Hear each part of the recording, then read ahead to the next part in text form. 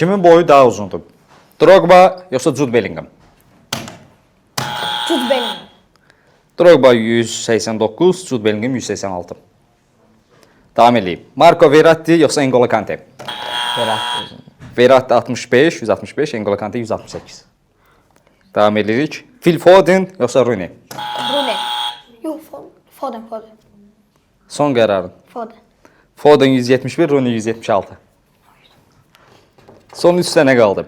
Chiellini yoxsa Bonucci? Selena. Selin. Chiellini 187, Bonucci 189. Son 2 dənə. Belə baxıram ki, kim düz bilsə o qalib olacaq. Patrick Vieira yoxsa Pogba? Pogba.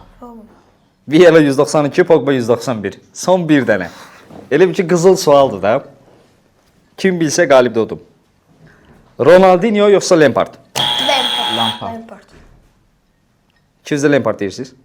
Ronaldinho 182, Lampard 184. Montajda baxacağıq. Kim bilsə qalib də odur. Təşəkkürlər.